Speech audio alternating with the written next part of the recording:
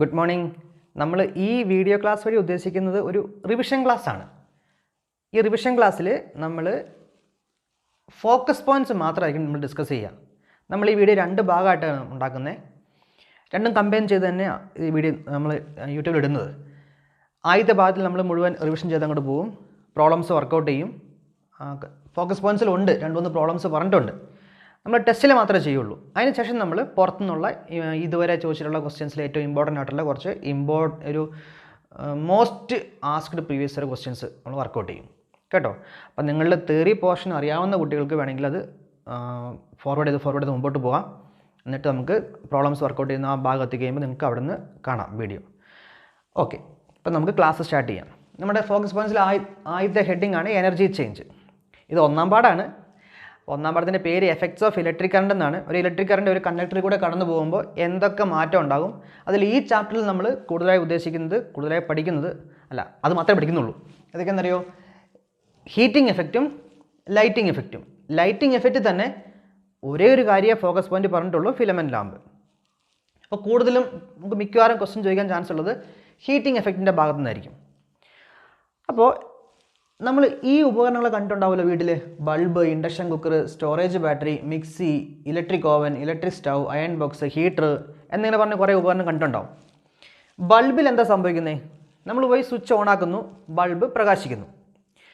Switch on ആക്കുക എന്ന് പറഞ്ഞാൽ ഞാൻ കറണ്ട് അതുവഴി കടത്തി വിടാമെന്ന് അർത്ഥം കേട്ടോ. അപ്പോൾ നമ്മൾ ചിന്തിക്കാൻ നേരത്ത് ഇതിനെല്ലാത്തിനും നമ്മൾ എന്താ ചെയ്യുന്നത്? സ്വിച്ച് ഓൺ ചെയ്യുന്നത്.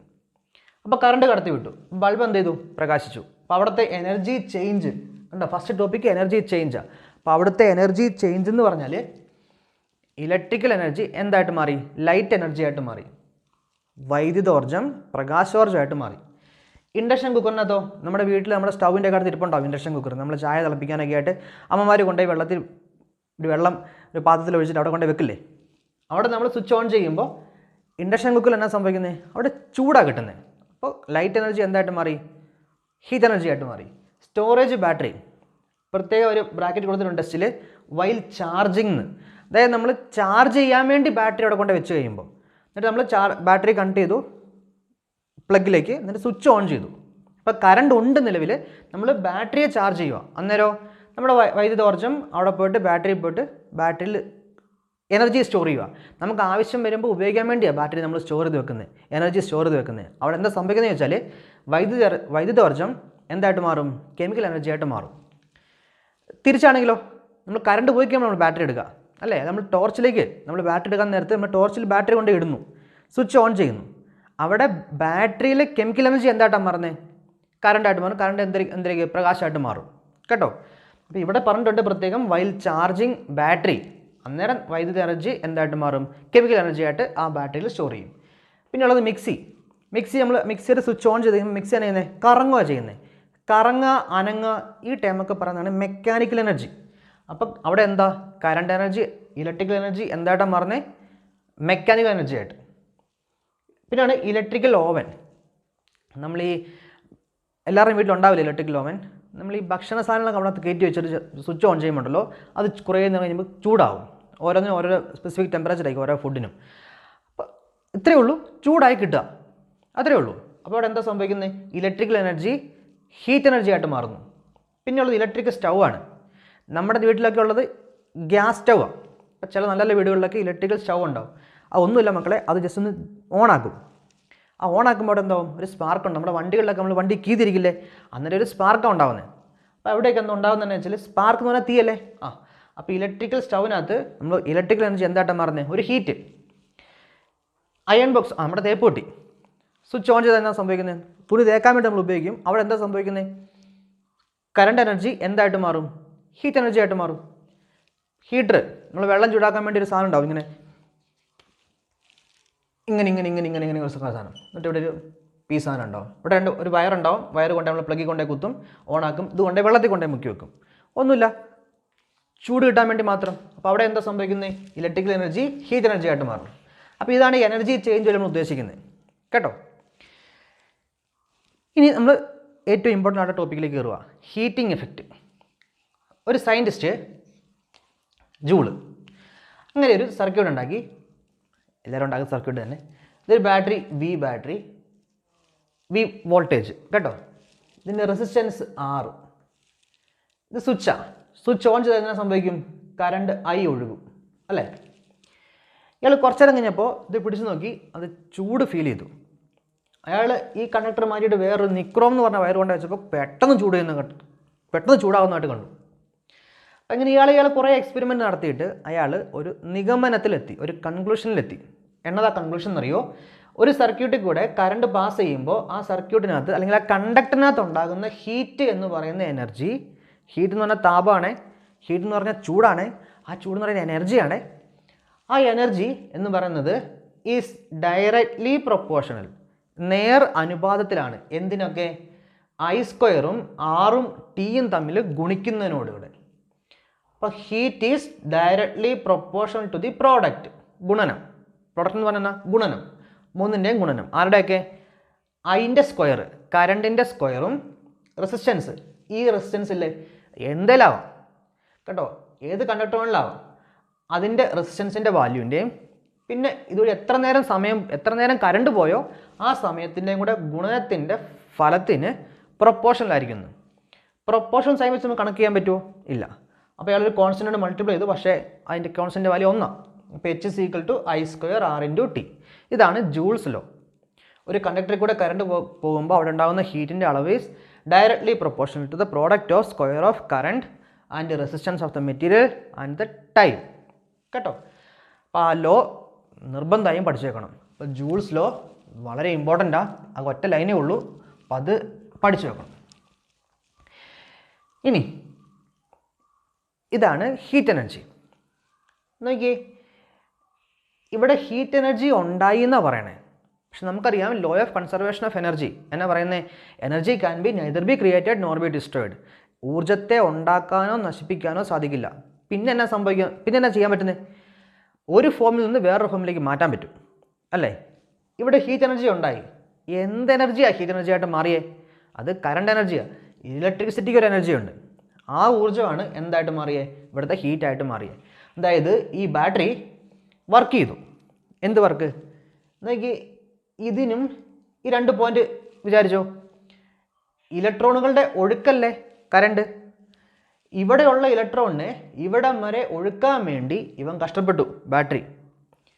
ആ കഷ്ടപ്പെട്ട വർക്ക് ഡൺ ആണ് ഇവിടുത്തെ എന്തായിട്ട് മാറിയ ഹീറ്റായിട്ട് പുറത്തേക്ക് വന്നത് കേട്ടോ. അപ്പോൾ അതാണ് അവിടുത്തെ energy, work done by battery കേട്ടല്ലോ. ഇനി ഈ equation H = I² RT. H = I² RT. നമ്മൾ പണ്ട് പഠിച്ചിട്ടുണ്ട് ഓംസ് ലോ.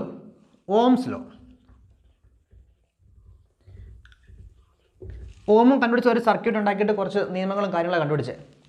ഞാൻ നിയമത്തെക്കുറിച്ച് പഠിക്കുന്നില്ല, നമ്മൾ ഓൾറെഡി പഠിച്ചതാ. എന്നതാ? Voltage, current is directly proportional to voltage, അല്ലെങ്കിൽ V is directly proportional to I, V = R × I. അതായത് voltage is equal to resistance into current. ഇത് വളരെ ഇമ്പോർട്ടൻ്റ് ആയിട്ടുള്ളൊരു ലോ ആണ്, R × I. അപ്പോൾ ഇങ്ങോട്ട് നോക്കി, ഇവിടുത്തെ ഐക്ക് പകരം നമുക്ക് എന്ത് കൊടുക്കാം? ഇവിടുന്ന് ഐക്ക് പകരം അതിനെ ഇവിടെ നിർത്ത്, ഈ ആറിനെ ഇങ്ങോട്ട് കൊണ്ടുപോകും. അപ്പോൾ എന്നാ വരും? V/R എന്ന് വന്നില്ലേ? അപ്പോൾ ഇവിടെ ഇട്ട് കൊടുത്തേ V/R² × R × T. V/R² എന്ന് പറഞ്ഞാൽ V²/R² × R × T. R² ഒരു ആറും വെട്ടിപ്പോയി, ഈ ആറും ഇവിടുത്തെ സ്ക്വയറിൽ ഒരാറും വെട്ടിപ്പോയി, ബാക്കി ആരാ ഉള്ളത്? V² T/R. അപ്പോൾ ഈ ഒരു ഇക്വേഷന് H = I² RT എന്നുള്ള ഇക്വേഷന് V² T/R എന്നൊരു ഇക്വേഷൻ കൂടി ഉണ്ട്. രണ്ടാമത്തെ നമുക്ക് ഈ H = I² RT, അതിൽ ഈ ആറിന് പകരം എന്ത് കൊടുക്കാം? ഇവിടുത്തെ ആറിനെ ഇവിടെ തന്നെ നിർത്ത്, അതിനെ ഇങ്ങോട്ട് കൊണ്ടുപോകും. അപ്പോൾ R = V/I എന്ന് കിട്ടിയോ? അപ്പോൾ I² × R പകരം V/I × T. ഐയും ഇവിടുത്തെ ഒരൈയും വെട്ടിപ്പോയി, ബാക്കി ആരാ ഉള്ളത്? IVT അല്ലെങ്കിൽ VIT. അപ്പോൾ എന്നാ വരും? V × I × T. അപ്പോൾ ഈ 2 ഇക്വേഷൻ നമുക്ക് ആവശ്യമുണ്ട്, അത് വെച്ച് നമുക്ക് കണക്ക് ചെയ്യാനുണ്ട് കേട്ടല്ലോ. 2 കണക്ക് ടെസ്റ്റ് കൊടുത്തിട്ടുണ്ട്, നമുക്ക് ടെസ്റ്റിലെ കണക്ക് നമുക്ക് ഡിസ്കസ് ചെയ്യാം.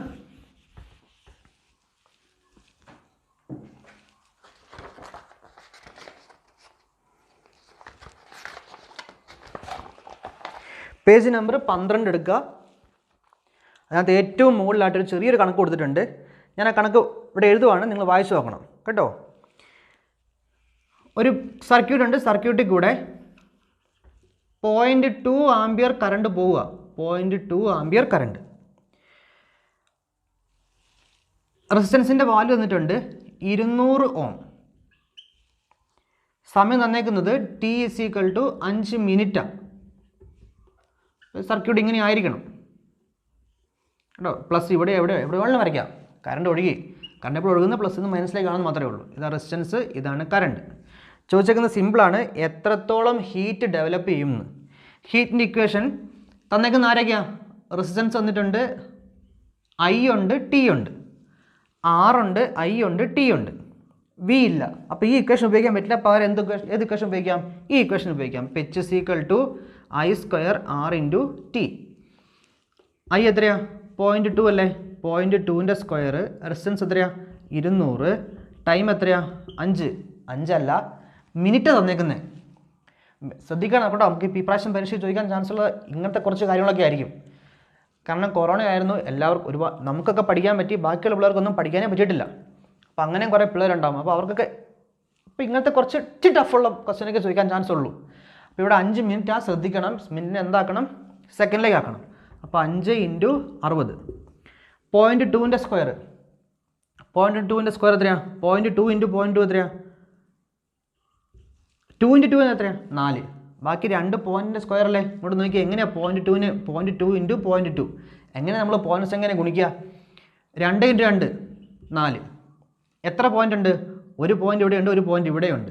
അപ്പോൾ നമ്മൾ 2 പോയിൻ്റ് ഇപ്പുറത്തേക്ക് മാറ്റിയിടണം. പക്ഷേ ഒരു നമ്പറിലൂടെ ഉള്ളൂ. അപ്പോൾ ഒരു സംഖ്യ മാറ്റിയാൽ ഇത്രയേ ആവുള്ളൂ. 2 സംഖ്യ മാറ്റാൻ വേണ്ടി നമ്മൾ ഒരു 0 ഇട്ടിട്ട് ഒന്നുകൂടി ഇപ്പുറത്തേക്ക്, ഇത്രയേ ഉള്ളൂ. അപ്പോൾ 0.04 × 200 × 5 × 60. നോക്കി, ഇവിടെ ഒരുപാട് 0 വന്നിട്ടുണ്ട് അല്ലേ?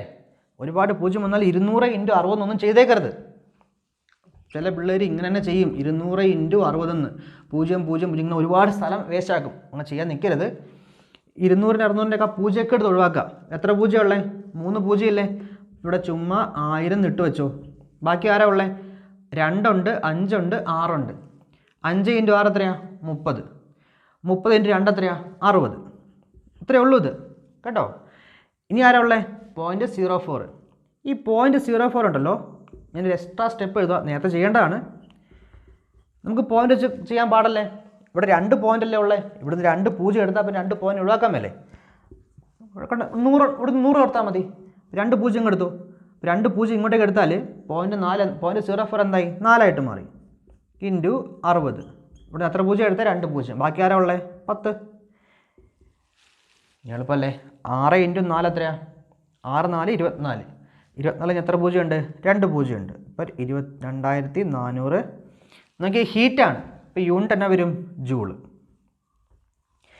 കേട്ടോ. നമ്മൾ ടെസ്റ്റിൽ കൊടുത്തേക്കുന്ന ആൻസറും 2400 ജൂളാണ്. ഇനി അവർ ചോദിച്ചേക്കുന്നത്, ഇപ്പോൾ ഇത്രയും കിട്ടി, ഇതാണ് നമ്മുടെ ആൻസർ. ഇനിയൊരു കാര്യം എക്സ്ട്രാ ഓർത്തിരിക്കണം, ചിലപ്പോൾ അവരിത് ചോദിക്കാൻ വഴിയുണ്ട്. ഒരു കലോറി എന്ന് പറഞ്ഞാൽ 4.2 ജൂളാണ്.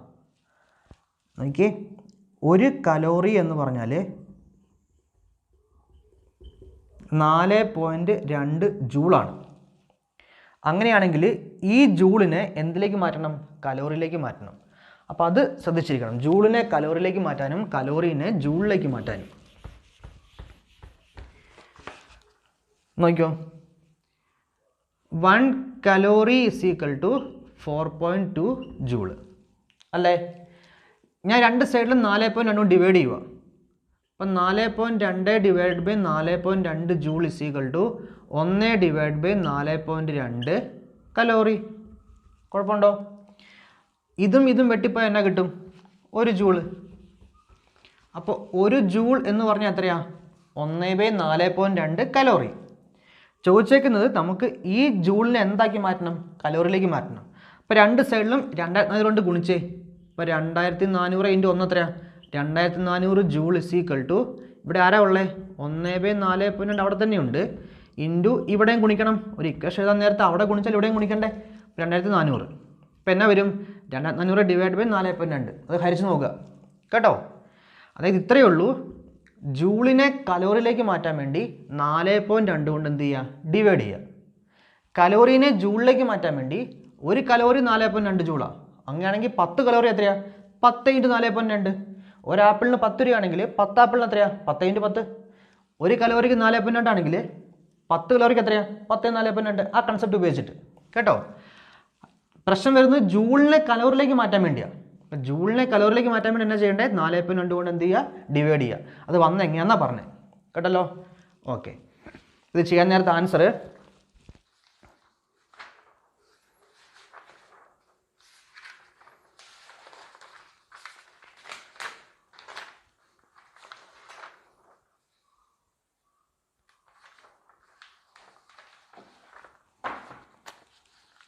$571.4 കേട്ടോ. കിട്ടുന്നത് 571.4 കിട്ടും. ചെയ്ത് നോക്കുക.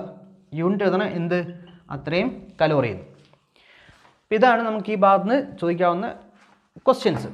ഇനി വേറെ ക്വസ്റ്റ്യൻ വെച്ചിട്ടുണ്ട് ടെസ്റ്റിനകത്ത്.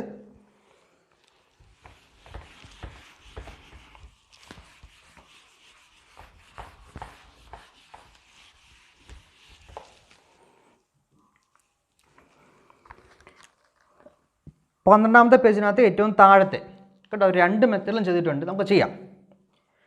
ഒരു സർക്യൂട്ട്, ഇതേപോലത്തെ സർക്യൂട്ട് തന്നേക്കുന്നത് ടൈം 3 മിനിറ്റാണ്. Time 3 minute. ഒരു ഡിവൈസാണ്, പേര് പറഞ്ഞിട്ടില്ല. Resistance 920 ohm. Resistance is 920 ohm. Working under 230 volt. Voltage എത്രയാണ്? 230 വോൾട്ട്. നോക്കിയേ, ചോദിച്ചേക്കുന്നത് ഹീറ്റാണ് ചോദിച്ചേക്കുന്നത്. തന്നേക്കുന്നത് എന്താ? ടിയും ആറും വിയും. ടിയും ആറും വിയും. ഈ ക്വസ്റ്റൻ ചോദിച്ചാൽ പറയാം. അപ്പം അങ്ങനെയാണെങ്കിൽ H = V²T/R. വി എത്രയാണ്? 230. അതിൻ്റെ സ്ക്വയർ അല്ലേ? 230 × 230. 230 സ്ക്വയർ എന്നതിനേക്കാൾ നല്ലത് ഇതാട്ടോ. നമുക്ക് നോക്കാം എന്നാന്ന്. ടൈം എത്രയാണ്? 3 മിനിറ്റ്. മിനിറ്റിനെ എന്താക്കണം? സെക്കൻഡ് ആക്കണം. ഡിവൈഡഡ് ബൈ R എത്രയാണ്? 920. നോക്കിയേ, ഒരു 0 വെട്ടിപ്പോയി. ഇനി 92. ഇത് കണ്ടോ, ഇവിടെ 23 ഉള്ളത്. 92 നമുക്ക് എപ്പോഴും പരീക്ഷയ്ക്ക് ചോദിക്കുക, വെട്ടിക്കളയാൻ പറ്റുന്ന കണക്കുകളായിരിക്കും ഭൂരിഭാഗം ചോദിക്കുക. അത് ഓർമ്മ വേണം. 2392 എന്തെങ്കിലും ബന്ധമുണ്ടോ? ഇവിടെ 2 അല്ലേ? 3ൻ്റെ ഗുണത്തിൽ എവിടെയും 2 വരുന്നുണ്ടോ? 4 × 3 12 അല്ലേ? അപ്പം അങ്ങനെ 4 × 23 വരുമോ? വരും. അപ്പോൾ ഇതൊന്ന് വെട്ടിക്കളയാൻ മേലെ 4. ഇനി 60ഉം 4ഉം എത്ര വരും? 15. ഇനി എന്നാ ചെയ്താൽ മതി? ഇത് 3 ഗുണിച്ചാൽ പോരെ. അത് 3 ഗുണിച്ച് ടെസ്റ്റ് ചെയ്തിട്ടുണ്ട്.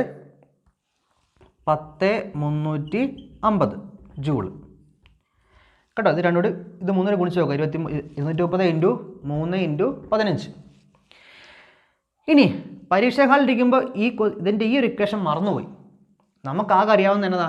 H = I²R × T എന്ന് വിചാരിക്കുക. ടെൻഷൻ അടിക്കണ്ട. ടെസ്റ്റിൽ ഇത് വെച്ചും ചെയ്യുന്നത് എങ്ങനെയാണെന്ന് പറഞ്ഞിട്ടുണ്ട്. ഐയും ആറും ടിയുമാണ്. പക്ഷെ നമുക്ക് ഐ തന്നിട്ടില്ല. പക്ഷെ നമുക്ക് കാണാം, ഇത് വി അല്ലേ, ഇത് ആർ അല്ലേ. ഐയുടെ ഇക്വേഷൻ എന്നതാ? V/R. ഓംസ് ലോ കുറച്ചും പേജില്ലേ നമ്മൾ മുകളിൽ? V/R ആണെന്ത്? ഐ. അങ്ങനെയാണെങ്കിൽ I = വോൾട്ടേജ് എത്രയാണ്? 230. R എത്രയാണ്? 920. ഇത് ചെയ്താൽ മതി. അപ്പോൾ ഐ കിട്ടും. I = 230/920. എന്നാ കിട്ടും? 1/4. അപ്പോൾ I = 1/4 എന്ന് കിട്ടി. യൂണിറ്റ് ആംബിയർ ആണേ. ഇങ്ങനെ ചെയ്താൽ മതി. H = I²R × T. I² 1/4ൻ്റെ സ്ക്വയർ ഇൻറ്റു R എത്രയാണ്? 920 ഇൻറ്റു ടൈം എത്രയാണ്? 3 × 60 = 1/4ൻ്റെ ഹോൾ സ്ക്വയർ അല്ലേ? 1/4 ഇൻറ്റു 1/4 ഇൻറ്റു 920 ഇൻറ്റു 3 ഇൻറ്റു 60. 4 വെട്ടിപ്പോയി. അത് ചെയ്ത് നോക്കുക. ഇത് നിങ്ങൾ ചെയ്ത് നോക്കിയാലും ഇത് കിട്ടും 15. ബാക്കി ചെയ്ത് നോക്കുക. 920 ഇതും വെട്ടിക്കളയാൻ പറ്റും. ഇത് എത്ര വരും? 230. നോക്കിയേ, 230 × 3 × 15. ഇവിടെ കിട്ടിയത് അങ്ങനെ തന്നെയല്ലേ? 230 × 3 × 15. അതിൻ്റെ ആൻസർ ടെസ്റ്റ് കൊടുത്തിട്ടുണ്ട് 10,350. ഇത് ചെയ്താലും എന്നാ കിട്ടുക? 10,350. അപ്പോൾ ഈ ക്വസ്റ്റ്യൻ ആണെങ്കിലും അല്ലെങ്കിൽ ഈ ഇക്വേഷൻ ആണെങ്കിലും നമ്മുടെ ആൻസർ സെയിം ആയിരിക്കും. അപ്പോൾ അറിഞ്ഞില്ല എന്ന് വിചാരിച്ചിട്ട് നമുക്ക് ടെൻഷൻ അടിക്കണ്ട. ഇതുവഴി കിട്ടും കേട്ടോ. അപ്പോൾ ടെസ്റ്റിൽ അതും കൊടുത്തിട്ടുണ്ട്. ഇനി ചോദിച്ചേക്കുന്നത് അല്ലെങ്കിൽ ഒരു ഒരു ഒരു കോൺട്രാഡിക്ടറി ആയിട്ടുള്ളൊരു സാധനം, ഇച്ചിരി പ്രശ്നം വരുന്നു. അതായത് നമ്മുടെ ജൂൾസ് ലോയിൽ പറയുന്നത് H is directly proportional to I square R into T ആണ്. അങ്ങനെയാണ് എങ്കിൽ ഇപ്പം നോക്കി, H is proportional to I square R into T. ഉണ്ടാകുന്ന ഹീറ്റ് കറണ്ട് കൂടിയാലും അല്ലെങ്കിൽ ആറ് കൂടിയാലും ടി കൂടിയാലും കൂടും എന്നതിൻ്റെ അർത്ഥം. പെട്ടെന്ന് അങ്ങനെ ചിന്തിക്കുക. അപ്പോൾ ടെസ്റ്റിലൊരു കാര്യം പറഞ്ഞിട്ടുണ്ട്. നമ്മുടെ ടെസ്റ്റിനകത്ത് 13ാമത്തെ പേജിൽ മുകളിലായിട്ട് 2 കോളം കൊടുത്തിട്ടുണ്ട്, 2 ഹീറ്ററിൻ്റെ കാര്യം. അവിടെ എന്താ പറ്റുമെന്നറിയോ, 2 ഹീറ്റർ തന്നിട്ടുണ്ട്. ഈ ഹീറ്ററിനകത്ത് ആദ്യത്തെ ഹീറ്റർ വർക്ക് ചെയ്യുന്ന വോൾട്ടേജ് 230 വോൾട്ടാണ്. രണ്ടാമത്തെ ഇത് എ, ഇത് ബി. രണ്ടാമത്തെ വർക്ക് ചെയ്യുന്നത് 230 വോൾട്ട് തന്നെയാണ്. ഇതിൻ്റെ റെസിസ്റ്റൻസ് 1150.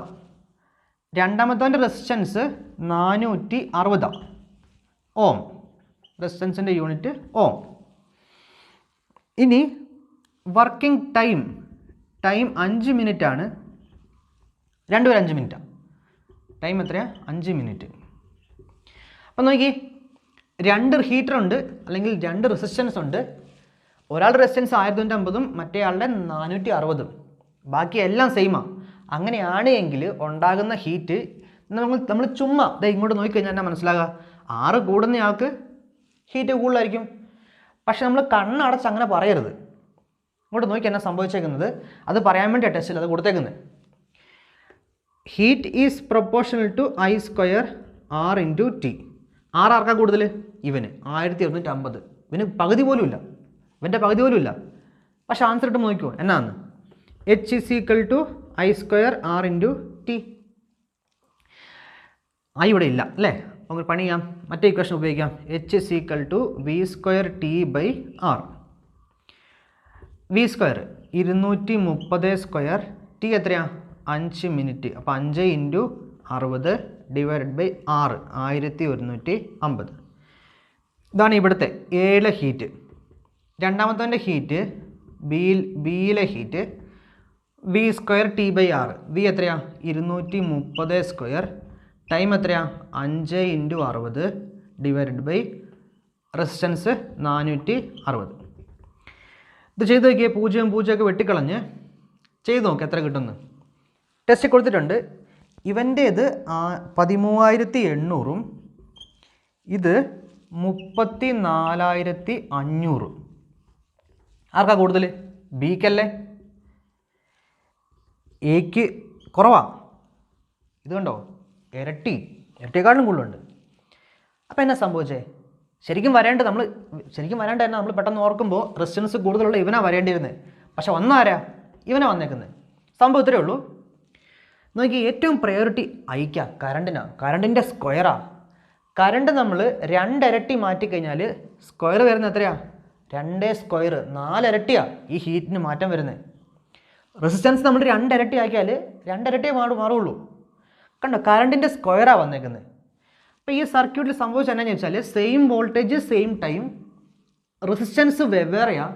അതിൻ്റെ അർത്ഥം ഇവൻ്റെ റെസിസ്റ്റൻസ് ഭയങ്കര കൂടുതലായതുകൊണ്ട് ഇവിടെ ഒഴുകിയ കറണ്ട് കുറവാണ്.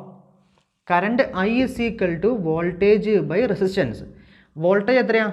230. റെസിസ്റ്റൻസ് എത്രയാണ്? 1150. ഇവൻ്റെ കാര്യത്തിലോ ബീൻ്റെ കാര്യത്തിലോ 230 ഡിവൈഡഡ് ബൈ ആർ എത്രയാണ്? 460. ഇതാ ഇവിടുത്തെ കറണ്ട്.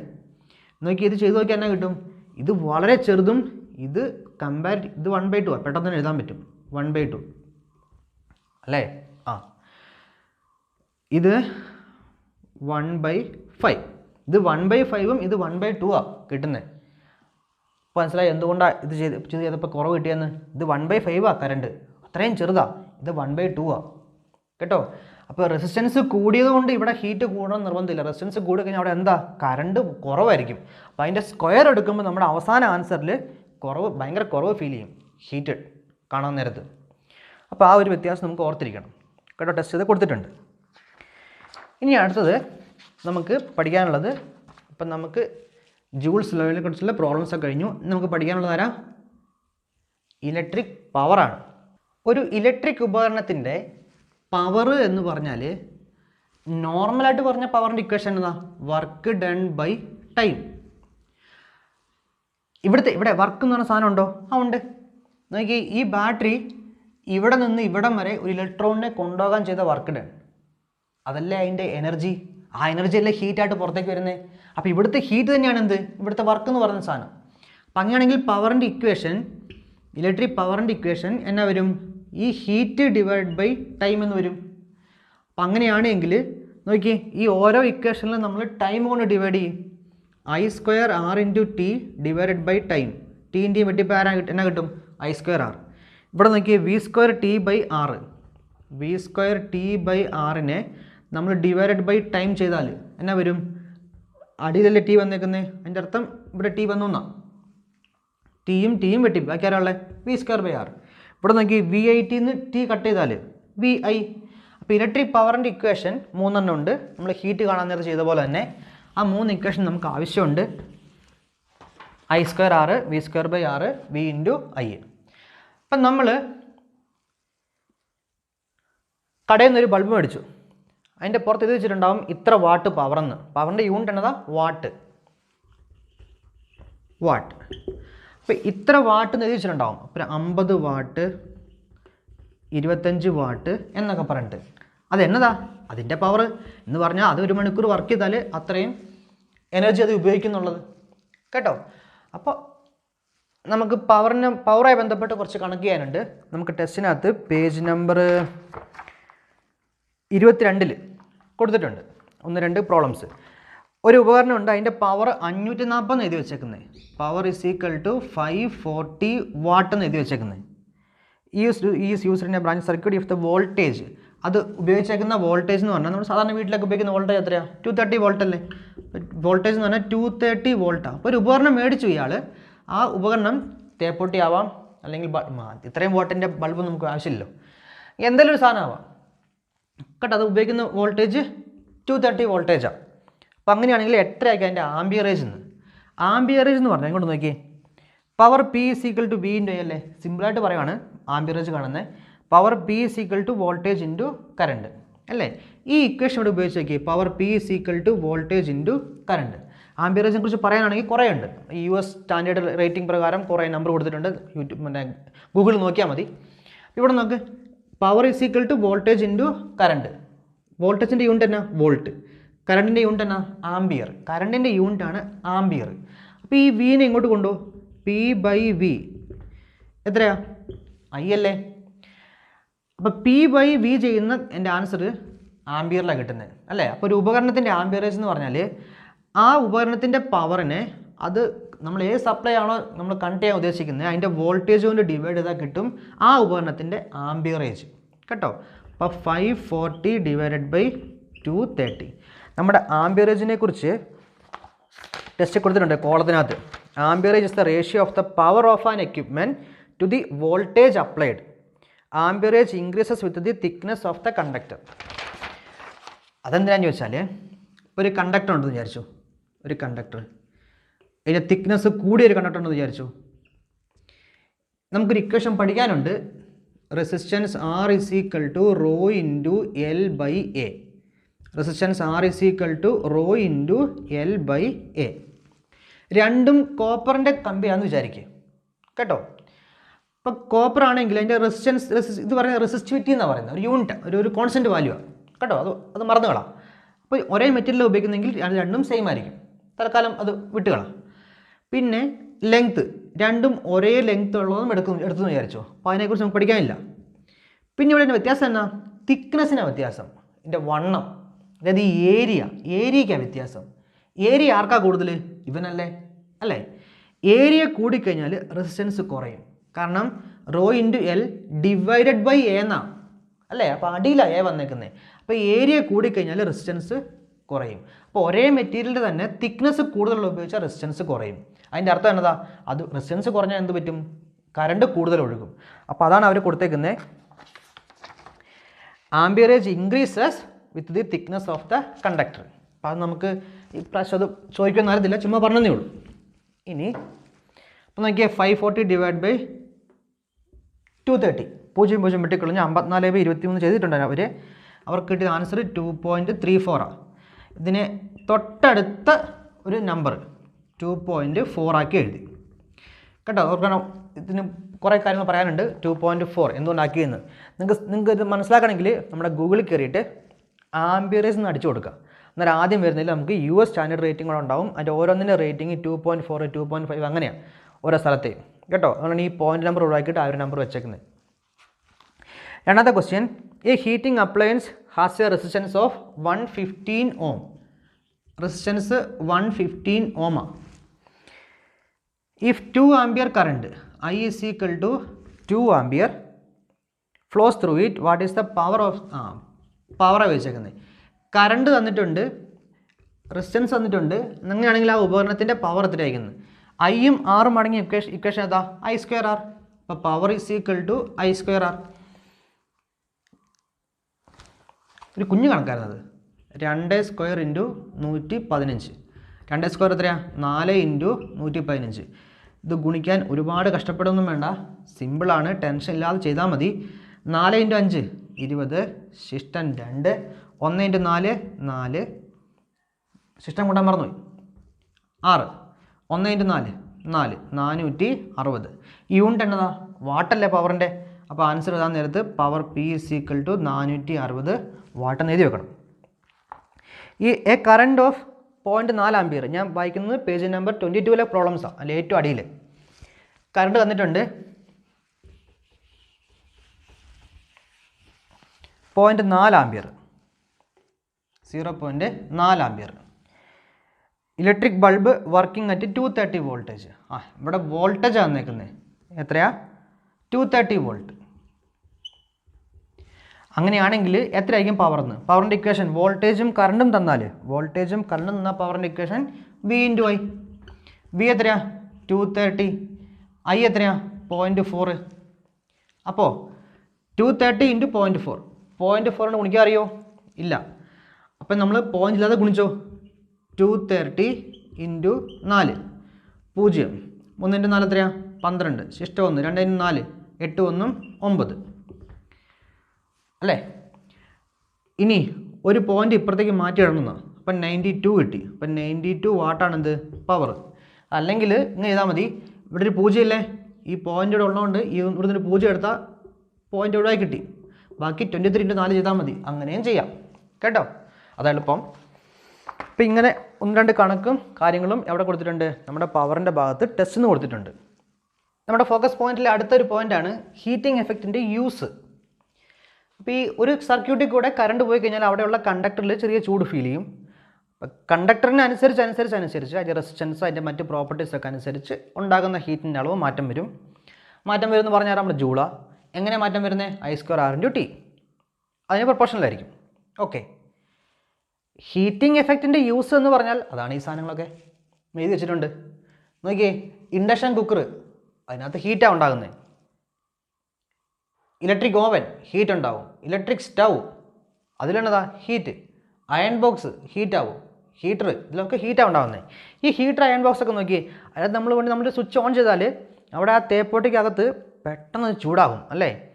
ആ ചൂടാകുന്ന ആ കോയിലിനെ പറഞ്ഞവരാണ്, ആ ചൂടാകുന്ന കണ്ടക്ടറിനെ വിളിക്കുന്നവരാണ് ഹീറ്റിംഗ് കോയിൽ കേട്ടോ. ആ ഹീറ്റിംഗ് കോയിൽ ഉണ്ടാക്കിയിരിക്കുന്നത് നിക്രോം വഴിയാണ്. നിക്രോം ഉപയോഗിച്ചിട്ടാണ് ആ സാധനം ഉണ്ടാക്കിയിരിക്കുന്നത്, ഹീറ്റിംഗ് കോയിൽ. നിക്രോം എന്ന് പറഞ്ഞാൽ അതൊരു അലോയാണ്. നിക്കൽ, ക്രോമിയം, അയൺ, ഈ 3 സാധനങ്ങൾ ചേർന്ന ഒരു അലോയാണ് എന്ത്? നിക്രോം. അപ്പോൾ അത് പരീക്ഷയ്ക്ക് പ്രശ്നം ചോദിക്കാൻ ചാൻസ് ഉള്ള ക്വസ്റ്റ്യനാണ്. നിക്രോം എങ്ങനെയാണ് ഉണ്ടാക്കുന്നത്, അല്ലെങ്കിൽ എന്താണ്? നിക്കലിൻ്റെയും ക്രോമിയത്തിൻ്റെയും അയോണിൻ്റെയും ഒരു അലോയാണത്. പിന്നെ എന്തുകൊണ്ടാണ് നമ്മൾ നിക്രോം ഉപയോഗിക്കുന്നത് ചോദിച്ചാൽ അതിന് 4 ഇമ്പോർട്ടൻറ്റ് പോയിൻ്റ് ഉണ്ട്. വൈ നിക്രോം, എന്തുകൊണ്ടാണ് നിക്രോം ഉപയോഗിക്കുന്നതെന്ന്. ആ 4 പോയിൻറ്റും ഇമ്പോർട്ടൻ്റാണ്. അത് വേണമെങ്കിൽ നിങ്ങൾ എഴുതിയെടുത്തോ, ഞാൻ വായിക്കാം. ഹൈ റെസിസ്റ്റിവിറ്റി, നമ്മൾ സർക്യൂട്ടിൽ കൂടെ കറണ്ട് പോകാൻ നേരത്ത് നോക്കിയേ, ഹീറ്റ് ഉണ്ടാകാനായിട്ട് H is proportional to I² R × T. Resistivity കൂടുകയാണെങ്കിൽ ഹീറ്റ് കൂടുമല്ലോ. അപ്പോൾ ഈ നിക്രോമിന് റെസിസ്റ്റിവിറ്റി ഭയങ്കര കൂടുതലാണ്. 2, ability to remain in red hot condition for a long time without getting oxidised.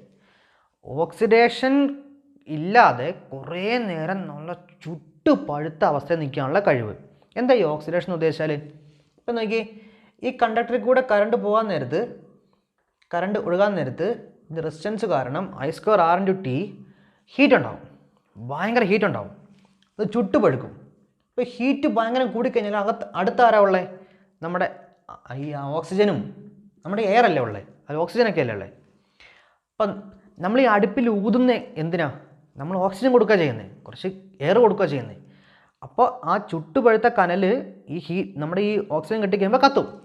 അപ്പോൾ അങ്ങനെ ഇവിടെ കത്തരുതെന്ന്, അങ്ങനെ കത്താതെ കുറേ നേരം ചുട്ടുപഴുത്ത അവസ്ഥയിൽ നിൽക്കാനുള്ള കഴിവ് വേണമെന്നാണ് പറയണേ. അതുണ്ട് നിക്രോമിന്. മൂന്നാമത്തെ പോയിന്റ്, ഹൈ മെൽറ്റിംഗ് പോയിന്റ്. ഇതുവഴി കറണ്ട് പോകുന്ന നേരത്തെ ഇവിടെ ചൂടുണ്ടാവും. പെട്ടെന്ന് ഉരുകുന്ന ഒരു വസ്തുവായിരുന്നു ഈ കണ്ടക്ടർ എങ്കിൽ പിന്നെ കറണ്ട് ഒഴുകുമോ? ഇല്ല, ബ്രേക്കായി പോകും, ഉരുകിപ്പോവും.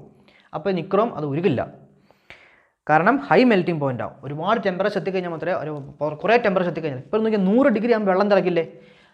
100 ഡിഗ്രി 150 ഡിഗ്രിക്ക് ആകുമ്പോൾ ഇവർ തിളയ്ക്കാൻ ഈ സാധനം ഉരുകി പോവുകയാണെങ്കിൽ നമുക്ക് ഉപയോഗിച്ചിട്ട് കാര്യമുണ്ടോ? ഇല്ല. അപ്പോൾ മെൽറ്റിംഗ് പോയിന്റ് ഭയങ്കര ഹൈ ആണ്. പിന്നെ സഫിഷ്യൻറ്റ് ഡക്റ്റിലിറ്റി. ഈ ഹീറ്റിംഗ് കോയിലൊക്കെ കണ്ടോ, നമ്മൾ തേപ്പൊട്ടിക്കകത്ത് നമ്മളിങ്ങനെ വളച്ചല്ല വെച്ചേക്കുന്നത്, നല്ലൊരു ഷേപ്പായിട്ട്. ഈ നിക്രോം നമ്മൾ ഇരുമ്പ് പോലെ വളയ്ക്കാൻ പറ്റാത്തൊരു സാധനം ആയിരുന്നെങ്കിൽ നമുക്ക് ഉപയോഗിക്കാൻ പറ്റുമോ? ഇല്ല. ഡക്റ്റിലിറ്റി പറഞ്ഞാൽ അടിച്ച് പരത്താൻ പറ്റുന്നത്, അല്ലെങ്കിൽ നമുക്ക് വേണ്ട രീതിയിൽ ഇങ്ങനെ ഷേപ്പിൽ മാറ്റാൻ വരുത്താൻ പറ്റുന്നത്, അത് നിക്രോം വഴി നമുക്ക് ഉപയോഗിച്ചാൽ പറ്റും. അപ്പോൾ ഈ 4 point important. High resistivity, ability to remain in red hot condition without getting oxidised, പിന്നെ ഹൈ മെൽറ്റിംഗ് പോയിന്റ്, പിന്നെ സഫിഷ്യൻറ്റ് ഡക്റ്റിലിറ്റി. അപ്പോൾ ഈ 4 പോയിന്റ് നമുക്ക് ഓർത്തിരിക്കണം. അടുത്ത ഒരു ഉപയോഗമാണ് നമ്മുടെ സേഫ്റ്റി ഫ്യൂസ്. നമ്മളെ വീട്ടിലേക്ക്, നമ്മുടെ വീട്, നമ്മുടെ ലൈൻ കമ്പിയിൽ നിന്ന് നമ്മളിങ്ങനെ വലിക്കാൻ നേരത്ത് ഇവിടെ ഒരു സാധനം വെച്ചിട്ടുണ്ടാവും. എന്നതാ? Safety fuse. ആ ഫ്യൂസിൽ കൂടിയാണ് കറണ്ട് കയറിയിട്ട് പോകുന്നത്. നമ്മുടെ വീടുകളിൽ ഉപയോഗിക്കുന്ന വൈദ്യുതി, നമ്മൾ എങ്ങനെയാണ് വീടുകളിലൊക്കെ വൈദ്യുതി ഉപകരണങ്ങൾ കണക്ട് ചെയ്യുന്നത്? സീരീസ് ആണോ പാരലാണോ? പാരല്ല. എക്സെപ്റ്റ് ഈ ഒരു സാധനം, സേഫ്റ്റി ഫ്യൂസ് നമ്മുടെ വീടുകളിൽ സർക്യൂട്ടിൽ നമ്മൾ സീരീസ് ആയിട്ടാണ് കണക്ട് ചെയ്യുന്നത്. എന്തുകൊണ്ടാണ്? ഇതുവഴി വരുന്ന കറണ്ട് സേഫ്റ്റി ഫ്യൂസിൽ കൂടെ കയറിയിട്ടേ ബാക്കി ഏത് ഉപകരണത്തിലും പോകാവുള്ളൂ. കേട്ടല്ലോ? അത് സാധാരണ ചോദിക്കാൻ ചാൻസ് ഉള്ളൊരു ക്വസ്റ്റ്യൻ ആണ്. സേഫ്റ്റി ഫ്യൂസ് എന്ത് മെത്തേഡിലാണ്? സീരീസ് കണക്ഷനിൽ. ബാക്കി എല്ലാ ഇലക്ട്രിക് ഉപകരണങ്ങളും പാരലായിട്ടായിരിക്കും. അപ്പോൾ അതിനെ കുറിച്ച് പഠിക്കാനുണ്ട്. റെസിസ്റ്റർ സീരീസിലും പാരലും വെക്കുമ്പോൾ എന്നാ മാറ്റം ഉണ്ടാകുന്നത്, എന്തൊക്കെയാണ് വ്യത്യാസം പഠിക്കാനുണ്ട്. അപ്പോൾ നമുക്ക് ഡിസ്കസ് ചെയ്യാം കേട്ടോ, എന്തുകൊണ്ടാണ്. എന്തിനാ ഈ സേഫ്റ്റി ഫ്യൂസ് എന്ന് ചോദിച്ചാൽ, കറണ്ട് ഒരു ഷോർട്ട് സർക്യൂട്ടോ ഓവർലോഡോ. ഷോർട്ട് സർക്യൂട്ട് എന്ന് പറഞ്ഞാൽ ഇപ്പോൾ നമ്മുടെ പ്ലസും മൈനസും ഉണ്ടാവും നമ്മുടെ കണക്ഷനകത്ത്, അല്ലേ? ഫേസും ന്യൂട്രലും. അറിയാതെ എന്തെങ്കിലും കണക്ഷൻ്റെ സമയത്ത് നമ്മൾ അത് രണ്ടും മുട്ടിപ്പോയാൽ അതിനെ പറഞ്ഞതാണ് ഷോർട്ട് സർക്യൂട്ട്. മറ്റു ഉപകരണങ്ങൾ കയറാതെ അത് ഡയറക്റ്റായിട്ട് കറണ്ട് പാസ് ചെയ്യുക ചെയ്യുന്നത്, അതിനെ പറഞ്ഞതാണ് ഷോർട്ട് സർക്യൂട്ട്. ഓവർലോഡ് എന്ന് പറഞ്ഞാൽ നമ്മൾ ഇപ്പോൾ നമ്മുടെ ഈ അടുക്കള ഭാഗത്ത് അല്ലെങ്കിൽ സിറ്റ് ഔട്ടിൽ, അവിടെ നമ്മൾ കുറേ ഉപകരണങ്ങൾ ഉപയോഗിച്ചു, അതിൻ്റെ പുറമെ ടിവിയും ഫ്രിഡ്ജും വാഷിംഗ് മെഷീൻ എല്ലാം കൂടെ കൊണ്ട് വെച്ചാൽ അവിടെ ഓവർലോഡ് ഉണ്ടാവും. അപ്പോൾ ഒരു നിശ്ചിത സർക്യൂട്ടിൽ കൂടെ പോകുന്ന കറണ്ടിനേക്കാൾ എക്സ്ട്രാ കറണ്ട് ഒഴുകുവാണെങ്കിൽ നമ്മൾ പറയുന്നവരാണ് എന്ത്? ഓവർലോഡ്. അപ്പോൾ ഈ വക സിറ്റുവേഷനിൽ എക്സ്ട്രാ കറണ്ട് ഒഴുകാൻ നേരത്ത് ആ സർക്യൂട്ടിൽ അത് ഒഴുകരുത്. അങ്ങനെ സംഭവിക്കണം, ഈ കണ്ടക്ടർ എന്ത് ചെയ്യണം? അവൻ ഈ സർക്യൂട്ട് ബ്രേക്ക് ആക്കിയാൽ മതി, മുറിച്ചാൽ മതി. ഇവിടെ അങ്ങനെ എക്സ്ട്രാ ലോഡോ അല്ലെങ്കിൽ ഷോർട്ട് സർക്യൂട്ടൊക്കെ അങ്ങനെ വലിയ കറണ്ട് ഒഴുകുന്ന സിറ്റുവേഷൻ വരുമ്പോൾ ഇവൻ ബ്രേക്ക് ആയാൽ മതി, പിന്നെ കറണ്ട് ഒഴുകില്ല. ഇവൻ ബ്രേക്ക് ആകണമെങ്കിൽ ഇവൻ്റെ മെൽറ്റിംഗ് പോയിന്റ് എന്തായിരിക്കണം? കുറവായിരിക്കണം, പെട്ടെന്ന് ഉരുകണം. 100 ഡിഗ്രിയാണ് മെൽറ്റിംഗ് പോയിന്റ് എങ്കിൽ 100 ഡിഗ്രി ആയാലേ ഉരുകുള്ളൂ. അപ്പോൾ 50 ഡിഗ്രി ആണെങ്കിൽ 50 ഡിഗ്രി ആകുമ്പോഴേക്കും അവൻ ഉരുകും. അപ്പോൾ ലോ മെൽറ്റിംഗ് പോയിന്റ് ആകണം ഇവിടെ ഉപയോഗിക്കുന്ന മെറ്റീരിയലിൻ്റെ ലോ മെൽറ്റിംഗ് പോയിന്റ് ആയിരിക്കണം ഇവിടെ ഉപയോഗിക്കുന്ന മെറ്റീരിയലിൻ്റെ മെൽറ്റിംഗ് പോയിന്റ്. കേട്ടോ, ചെറുതായിരിക്കണം ടെമ്പറേച്ചർ. അപ്പോൾ അങ്ങനെയാണെങ്കിൽ ഇപ്പം പെട്ടെന്ന് എന്ത് ചെയ്യും? ഉരുകണമെങ്കിൽ ഈ മെൽറ്റിംഗ് പോയിന്റ് എന്ന് പറഞ്ഞാൽ ഒരു ഹീറ്റല്ലേ, ഹീറ്റ് കിട്ടണം. ഹീറ്റ് കിട്ടിയാലേ ഉരുകുള്ളൂ. ഹീറ്റ് കിട്ടുമോ? കിട്ടും. കാരണം ഇതുവഴി കറണ്ട് പോയി കഴിഞ്ഞാൽ അവിടെ എന്ത് കിട്ടും? ഹീറ്റ് കിട്ടും. മനസ്സിലായല്ലോ? അപ്പോൾ ആ ഹീറ്റിൽ ലോ മെൽറ്റിംഗ് പോയിന്റ് തന്നെ ഉരുകി കഴിഞ്ഞാൽ സർക്യൂട്ട് എന്ത് ചെയ്യും? ബ്രേക്ക് ആയിക്കോളും. അപ്പോൾ അതാണ് സേഫ്റ്റി ഫ്യൂസ്. അവിടെ ഉപയോഗിക്കുന്ന വയറിൻ്റെ പേരാണ് ഫ്യൂസ് വയർ. ഇവിടെ നമ്മൾ ഹീറ്റിംഗ് കോയിൽ എന്ന് പറയും, ഇവിടെ നമ്മൾ എന്ത് പറയും? ഫ്യൂസ് വയർ എന്ന് പറയും. ഫ്യൂസ് വയർ ഉപയോഗിക്കുന്നത് ടിന്നിൻ്റെയും ലെഡിൻ്റെയും അലോയാണ്. ടിന്നിൻ്റെയും ലെഡിൻ്റെയും അലോയ്. അതിൻ്റെ പ്രത്യേകത ലോ മെൽറ്റിംഗ് പോയിൻ്റാണ്. കേട്ടല്ലോ. പിന്നെ ഇത് കണക്ട് ചെയ്യേണ്ടത് സീരീസിലാണ്, സീരീസ് കണക്ഷനിൽ. ഏത് ഉപകരണമാണെങ്കിലും നമ്മൾ ഉപയോഗിക്കുന്നത് സീരീസ് കണക്ഷനിൽ അത് വെക്കണ്ടേ. കാരണം ആ ഇതുവഴി കടന്നു പോയിട്ടേ, ഫ്യൂസ് വയറിൽ കൂടെ കടന്നു പോയിട്ടേ ഇവിടെ വല്ല ബൾബോ അല്ലെങ്കിൽ ബൾബിനൊന്നും നമുക്ക് ഇങ്ങനെ വെക്കാറില്ല, ഇങ്ങനെ വേറെ എന്തെങ്കിലും വലിയ വലിയ ഉപകരണങ്ങളുണ്ടെങ്കിൽ നമ്മൾ അതിന് വേണ്ടി വെക്കുന്നത് കേട്ടോ. വീട്ടിലേക്ക് എന്തായാലും കോമൺ ആയിട്ട് പുറത്തൊരുത്തുന്നുണ്ട് വലിയൊരു ഫ്യൂസ് വയർ കണ്ടുണ്ടാകും, നമ്മൾ അത് മാറ്റി വെച്ചിട്ട് നമ്മൾ വീട്ടിൽ എന്തെങ്കിലും വർക്ക് ചെയ്യുള്ളൂ. അപ്പോൾ ഇത്രയും കാര്യങ്ങൾ ഓർത്തിരിക്കണം. ഹീറ്റിംഗ് എഫക്റ്റിൻ്റെ യൂസസ്, ഒരു ഹീറ്റിംഗ് കോയിലും പിന്നെ സേഫ്റ്റി ഫ്യൂസും. നമുക്ക് ചെയ്യാനുള്ളത് സീരീസ് കണക്ഷനിലെയും പാരൽ കണക്ഷനിലെയും റെസിസ്റ്റർ വെക്കുന്ന പരിപാടിയാണ്. Resistors in series, resistors in parallel എന്ന് പറഞ്ഞാൽ, സീരീസ് എന്ന് പറഞ്ഞാൽ ശ്രേണി, പാരലൽ എന്ന് പറഞ്ഞാൽ സമാന്തരമായിട്ട് എന്ന് പറഞ്ഞാൽ, ഇപ്പോൾ നോക്കിയേ എൻ്റെ കയ്യിൽ 2 റെസിസ്റ്റർ ഉണ്ട് കേട്ടോ. ഇത് R1, ഇത് മറ്റേത് R2. ഒരെണ്ണത്തിൻ്റെ അറ്റത്തായിട്ട് മറ്റവനെ ഞാൻ കണക്ട് ചെയ്താൽ അതിനെ പറഞ്ഞവരാണ് സീരീസ് കണക്ഷൻ. ഇതിന് കോമൺ ആയിട്ടൊരു ബാറ്ററി ആയിരിക്കും.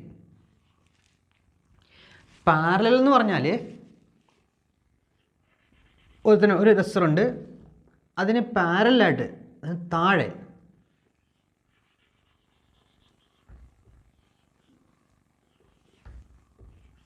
ഒരു ബാറ്ററി. ഇതാണ് പാരലൽ കണക്ഷൻ. ഇതിൻ്റെ പ്രത്യേകത ഇവിടെ നോക്കൂ, ഇതെങ്ങനെ വേണമെങ്കിലും വരയ്ക്കാം. ഇത് വേണമെങ്കിൽ ഇത് ഇവിടെയും കണക്ട് ചെയ്യാം, എവിടെ വേണമെങ്കിലും കണക്ട് ചെയ്യാം. നമ്മൾ 2 വയർ എടുക്കുന്നു, അത്രയേ ഉള്ളൂ. 2 വയർ എടുത്തിട്ട് ഇവിടെ കൂട്ടിമുട്ടി വരയ്ക്കുന്നു, 2 ഒരുമിച്ച് വരയ്ക്കുന്നു, ഒരുമിച്ച് മുട്ടിക്കുന്നല്ല ഒരുപോലെ തന്നെ. ഇത് R1, ഇത് R2, കോമൺ ബാറ്ററി. ഇതിൻ്റെ പ്രത്യേകത ഇത് നോക്കി, ഇത് ഈ വയറും ഈ ബാറ്ററി തന്നെ കണക്ട് ചെയ്തേക്കുന്നു, ഇതിൻ്റെ വയറും ഈ ബാറ്ററി തന്നെ കണക്ട് ചെയ്തേക്കുന്നു. ഇപ്പോൾ ഒരു ബാറ്ററി ഉണ്ട് ഇവിടെ കേട്ടോ. 2 ബൾബുണ്ട്, 2 LED ബൾബുണ്ട്, 2 LED ബൾബോ എന്തെങ്കിലും ആയിക്കോട്ടെ. ഇതാ ബൾബ്, ഇത് ഞാൻ കണക്ട് ചെയ്തു, അതേപോലെ തന്നെ ഇങ്ങനെ കണക്ട് ചെയ്തു. ഇതാണ് പാരലൽ കണക്ഷൻ കേട്ടോ. നിങ്ങൾക്ക് വേണമെങ്കിൽ നമുക്ക് ഇവിടെ വെച്ച് തന്നെ കൂട്ടിമുട്ടിച്ചിട്ട് നോക്കി ഇതിങ്ങനെ മുട്ടിക്കാലോ. ഇപ്പം നമ്മൾ വരയ്ക്കുന്ന പടം എന്താണെങ്കിലും കുഴപ്പമില്ല, 2 പേരുടെയും വയറിൻ്റെ അറ്റങ്ങൾ ബാറ്ററീൻ്റെ ഒരേ സ്ഥലത്താവണമെന്നേ നിർബന്ധമുള്ളൂ കേട്ടോ. അതാണ് ഈ പാരലൽ കണക്ഷൻ. അവിടെ നിൽക്കട്ടെ, നമുക്ക് കാണേണ്ടത് ഈ 2 റെസിസ്റ്ററെ മാറ്റിയിട്ട്, ഇപ്പോൾ 2 പേരും പാരലൽ വെക്കുമ്പോൾ ഒരു കറണ്ട് ഒഴുകുമല്ലോ, ആ സെയിം കറണ്ട് കിട്ടാൻ വേണ്ടി ഞാൻ വേറെ ഏത് റെസിസ്റ്റർ അല്ലെ എത്ര വാല്യൂ ഉള്ള ഒരു റെസിസ്റ്റർ ഇവിടെ കൊണ്ടുപോയി വെക്കണം എന്ന്, ഇതിന് പകരമായിട്ട്. ഇനി ഇത് R1, ഇത് R2, ഈ 2 എണ്ണം ഇങ്ങനെ സീരീസ് ആയിട്ട് വെക്കുന്നതിന് പകരം വേറെ ഒരു റെസിസ്റ്റർ കൊണ്ടുപോയി ഏത് റെസിസ്റ്റർ കൊണ്ടുപോയി വെച്ചാലാണ് ഇപ്പോൾ ഒഴുകുന്ന സെയിം കറണ്ട് ഇവിടെ ഒഴുകുന്നതെന്നാണ് കാണേണ്ടത് കേട്ടോ. ആ റെസിസ്റ്റർ വിളിക്കുന്ന പേരാണ് ഇഫക്റ്റീവ് റെസിസ്റ്റൻസ്. അപ്പോൾ ഈ 2 എണ്ണത്തിന് മാറ്റിയിട്ട് ഞാൻ പകരം വേറൊരാളെ കൊണ്ടുവന്ന് വെക്കുകയാണ്. എന്ത് തരണം നമുക്ക്? ഈ സെയിം കറണ്ട് തന്നെ തരണം. ഈ സെയിം കറണ്ട് തന്നെ ഈ സർക്യൂട്ടിൽ കൂടെ ഒഴുകണം. ബാറ്ററിയൊക്കെ സെയിം ബാറ്ററി, വി ആണെങ്കിൽ വി. ആ റെസിസ്റ്റർ വിളിക്കുന്നവരാണ് ഇഫക്റ്റീവ് റെസിസ്റ്റൻസ്. ഇപ്പോൾ ഇവിടെ അത് തന്നെ, സർക്യൂട്ട് സെയിം തന്നെ, ഇവിടുത്തെ ബാറ്ററി തന്നെ ഇവിടെ വി, പക്ഷേ റെസിസ്റ്റർ വേറെയാണ്. ഇഫക്റ്റീവ് റെസിസ്റ്റൻസ് എന്താ ഒഴുകേണ്ടത്? ഈ സെയിം കറണ്ട് ഇവിടെ ഒഴുകണം കേട്ടോ. അപ്പോൾ നമുക്ക് ഇതിൻ്റെ കാൽക്കുലേഷൻ പഠിക്കാനുണ്ട്. അപ്പോൾ നോക്കി, ഐ കറണ്ട് ഇവിടെ ഒഴുകുന്നത്, ഇവിടെയും ഐ കറണ്ടാണ് ഒഴുകുന്നത്. ഈ ഇഫക്റ്റീവ് റെസിസ്റ്റൻസ് ഇവിടെ കൊണ്ടുപോയി വെച്ച് കഴിഞ്ഞാൽ എനിക്ക് ഈ വോൾട്ടേജിന് എനിക്ക് ഇങ്ങനെ എഴുതാം. ഓംസിൽ വേണ്ടതാ V/I ആണെന്ത്? R, അല്ലെങ്കിൽ V = I × R ആണ്. അപ്പോൾ ഈ സർക്യൂട്ടിലെ വോൾട്ടേജ് എന്നാ വരും? Voltage V = I × R effective. ഒരു വാല്യൂ, റെസിസ്റ്റൻസിൻ്റെ വാല്യൂ. ഇഫക്റ്റീവ് എന്ന് പറഞ്ഞാൽ റെസിസ്റ്റൻസിൻ്റെ വാല്യൂ 3 ഓം ആവാം, 10 ഓം ആകാം, എന്തായാലും ആവട്ടെ. പക്ഷേ എന്താ കണ്ടീഷൻ? എന്താ? ഈ സർക്യൂട്ടിൽ കൂടി ഒഴുകുക. ഒരു 10-15 എണ്ണം ഇങ്ങനെ സീരീസിൽ കൊണ്ട് വെച്ചപ്പോൾ എത്രയാണോ കറണ്ട് ഒഴുകിയത് അതേ കറണ്ടിന് ഒഴുകണം കേട്ടോ. അത്രയും എണ്ണത്തിനെ മാറ്റിയിട്ട് ഞാൻ ഇവനെ കൊണ്ടുപോയി വെക്കുക. അപ്പം അങ്ങനെ voltage V = I × R, equation number 1. ഇവിടെ നോക്കി, സെയിം കറണ്ടാണ് ഒഴുകുന്നത് അല്ലേ സർക്യൂട്ടിൽ കൂടെ. കാരണം ഇവിടെ നിന്ന് ഒഴുകുന്ന കറണ്ടിന് പോകാൻ വേറെ വഴിയില്ല, ഇതേ കറണ്ട് തന്നെ വേണം ഇവിടെ ഒഴുകാനായിട്ട്. അപ്പം അങ്ങനെയാണെങ്കിൽ I × R1, I × R എന്നാ? വോൾട്ടേജ്. I × R എന്ന് പറഞ്ഞാൽ എന്നാ കിട്ടുന്നത്? ഇതിന് ക്രോസ് ആയിട്ടുള്ള വോൾട്ടേജ്. ഈ ബാറ്ററി വോൾട്ടേജ് എന്ന് പറഞ്ഞാൽ എന്നാ? ചാർജിനെ ഇവിടം തൊട്ട് ഇവിടം വരെ കൊണ്ടുപോകാൻ ചെയ്ത വർക്ക് അല്ലേ. അപ്പോൾ ഇവിടം തൊട്ട് ഇവിടം വരെ കൊണ്ടുപോകാൻ ഒരു വർക്ക് ചെയ്തിട്ടുണ്ടാവും, ഇവിടം തൊട്ട് ഇവിടം വരെ കൊണ്ടുപോകാനും ഒരു വർക്ക് ചെയ്തിട്ടുണ്ടാവും. അപ്പോൾ I ഇൻറ്റു R1 ആണ് വോൾട്ടേജിൻ്റെ ഇക്വേഷൻ. I ഇൻറ്റു R ആണ് വോൾട്ടേജിൻ്റെ ഇക്വേഷൻ. I ഇൻറ്റു R1 ചെയ്ത് എനിക്ക് കിട്ടുന്നത് ഇതിന് അക്രോസ് ആയിട്ട് എത്ര വർക്ക് ചെയ്തു എന്നാണ്, V1. V2 കിട്ടും I ഇൻറ്റു R2 ചെയ്താൽ. ഇത് രണ്ടും കൂട്ടിയാൽ എനിക്ക് മൊത്തം എത്ര വർക്ക് ചെയ്താൽ ഇലക്ട്രോൺ ഇവിടെ തൊട്ട് കറക്കി ഇവിടം വരെ കൊണ്ടുവരാൻ എത്ര വർക്ക് ചെയ്തെന്ന് കിട്ടില്ലേ. അപ്പോൾ ടോട്ടൽ വോൾട്ടേജ് എന്ന് പറഞ്ഞാൽ I into R1 plus I into R2 ആണ്. ഈ വോൾട്ടേജ് തന്നെയല്ലേ ഈ വോൾട്ടേജ്, നമ്മൾ സെയിം ബാറ്ററിയിൽ ഇവിടെ വെച്ചേക്കുന്നത് അല്ലേ. അപ്പം അങ്ങനെയെങ്കിൽ എന്ത് എഴുതാം, I into RE is equal to I into R1 plus I into R2. Equation number 1ഉം 2ഉം സെയിം ആണെന്ന് എനിക്ക് പറയാം. I കോമൺ അല്ലേ, I ഇവിടെയും വെട്ടിപ്പോയി ഇവിടെയും വെട്ടിപ്പോയി. അങ്ങനെയാണെങ്കിൽ R effective is equal to R1 plus R2. അതായത് 2 റെസിസ്റ്റർ സീരീസിൽ വെക്കുകയെന്ന് വിചാരിച്ചു. ഇപ്പോൾ ഉദാഹരണത്തിന് 2 ഓം റെസിസ്റ്ററും 3 ഓം റെസിസ്റ്ററും കൂടി ഞാൻ സീരീസിൽ വെക്കുവാണ്. ബാറ്ററി ഒരു 12 വോൾട്ട് ബാറ്ററിയാണ്. അങ്ങനെയാണെങ്കിൽ ഈ 2 എണ്ണം പോയി കടയിൽ നിന്ന് മേടിക്കുന്നതിന് പകരം R1 പ്ലസ് R2 2 ഓം പ്ലസ് 3 ഓം എത്രയാ 5 ഓമുള്ള ഒരു റെസിസ്റ്റർ മേടിച്ചിട്ട് ഇവിടെ കണക്ട് ചെയ്താൽ മതി എന്ന്. ഈ സെയിം ബാറ്ററിയിൽ, ഈ 12 വോൾട്ട് ബാറ്ററിയിൽ ഞാൻ ഈ 5 ഓം റെസിസ്റ്റർ ചുമ്മാ കൊണ്ട് വെച്ചാൽ മതി. എന്ത് കിട്ടും, ഈ സെയിം കറണ്ട് കിട്ടും. 2 എണ്ണം മേടിക്കുന്നതിന് പകരം ഈ ഒരെണ്ണം മേടിച്ചാൽ മതി. അതാണ് എന്ത്, ഇഫക്റ്റീവ് റെസിസ്റ്റൻസ് കേട്ടോ. ദാ ഈ equation R effective is equal to R1 plus R2. നമുക്ക് ഇതേപോലെ ഇവിടെയും കാണാം. 2 എണ്ണം പാരലായിട്ട് വെക്കുന്നെങ്കിൽ അതിന് പകരം ഞാൻ വേറെ ഏത് റെസിസ്റ്റർ വെച്ചാൽ സെയിം കറണ്ട് ഒഴുകുന്നു. നോക്കി, ഈ 2 റെസിസ്റ്ററും കണക്ട് ചെയ്തേക്കുന്നത് സെയിം ബാറ്ററിയിലാണ്. അതിൻ്റെ അർത്ഥം ഈ 2 റെസിസ്റ്ററും കൂടിയുള്ള 2 റെസിസ്റ്റൻസിനും കിട്ടുന്ന വോൾട്ടേജ് സെയിം ആണ്.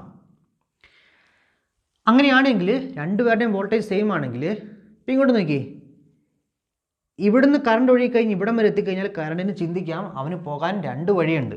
ഒന്ന് ഈ വഴിയും പോകാം, ഒന്ന് ഈ വഴിയും പോകാം. ഇത് കൂടെ കൂടുതൽ കറണ്ട് ഒഴുകും.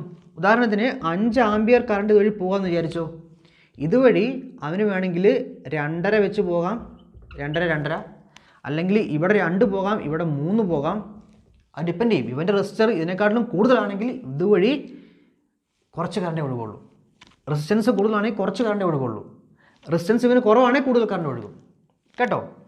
അപ്പം നോക്കിയോ, 2 പേരുടെയും വോൾട്ടേജ് സെയിമാണ്. അപ്പം ഞാനിവിടെ V/R2 V/R1 വോൾട്ടേജ് റെസിസ്റ്റൻസ് എനിക്ക് എന്ത് കിട്ടും, ഈ സർക്യൂട്ടിൽ കൂടി ഒഴുകിയ കറണ്ട് എത്രയാണെന്ന് കിട്ടും. ഇതുവഴി ഒഴുകിയ കറണ്ട് എത്രയാണെന്ന് കിട്ടും, V/R2. മൊത്തം എത്ര കറണ്ട് ഒഴുകിയേക്കുന്നേ നോക്കി. ഈ 2 റെസിസ്റ്റർ മാറ്റിയിട്ട് ഞാൻ വേറെ റെസിസ്റ്റർ കൊണ്ടേ വെച്ചു. അങ്ങനെ ഇവിടെ ഒഴുകിയ കറണ്ട് എത്രയാണ്, ഈ കറണ്ട് കാണാൻ I is equal to V/R effective. ഒരെണ്ണല്ലേ ഉള്ളൂ. ഈ 2ാമത്തെ മാറ്റി നമ്മൾ എന്നാ ചെയ്തേ, വേറെ ഒരെണ്ണം കൊണ്ടേ വെച്ചു. അപ്പോൾ V/R എന്ത് കിട്ടും, V/R effective is equal to I എന്ന് കിട്ടും അല്ലേ. ഈ കറണ്ട് എവിടെ ഒഴുകിയേക്കുന്നത്, നമ്മൾ ഈ കറണ്ട് കിട്ടാൻ വേണ്ടി ഈ 2 എണ്ണത്തിനെ മാറ്റിയിട്ട് പകരം എന്ത് വെക്കണം നമ്മൾ കണ്ടുപിടിക്കുന്നത്. അതിൻ്റെ അർത്ഥം ഇവിടെ ഒഴുകിയ ഈ I എന്ന് പറയുന്നത്, ഇപ്പം നോക്കിയോ, ഈ I എന്ന് പറയുന്നത് അവിടെ എഴുതിയേക്കാം, I is equal to V/R effective. Equation number 1. നമുക്ക് ഇവിടുത്തെ നോക്കാം. ഇവിടെ നോക്കി, ഈ I എന്ന് പറയുന്ന സാധനം 2 ആയിട്ട് സ്പ്ലിറ്റ് ചെയ്ത് പോയി. അതിൻ്റെ അർത്ഥം I1ഉം I2 ആയിട്ട് സ്പ്ലിറ്റ് ആയിപ്പോയി. I is equal to I1ഉം I2 ആയിട്ട് സ്പ്ലിറ്റ് ആയിപ്പോയി. ഇതുവഴി ഒഴുകിയ കറണ്ടാണ് I2, ഇതുവഴി I1 ആയിട്ട് ഒഴുകി. ഈ രണ്ടും കൂട്ടി എന്ത് കിട്ടും, ഈ ഒരെണ്ണം കിട്ടണം. കാരണം ഈ ഒരെണ്ണമാണ് സ്പ്ലിറ്റ് ആയി പോയേക്കുന്നത്. I എന്ന് പറഞ്ഞാൽ നമ്മൾ വേറൊരു ഇക്വേഷൻ കണ്ടുപിടിച്ചു. പുതിയൊരു സർക്യൂട്ടിൽ നമ്മൾ പുതിയ റെസിസ്റ്റർ കൊണ്ടു വെച്ചു. I കറണ്ട് കിട്ടി. അതിൻ്റെ ഇക്വേഷൻ V/RE ആണ്.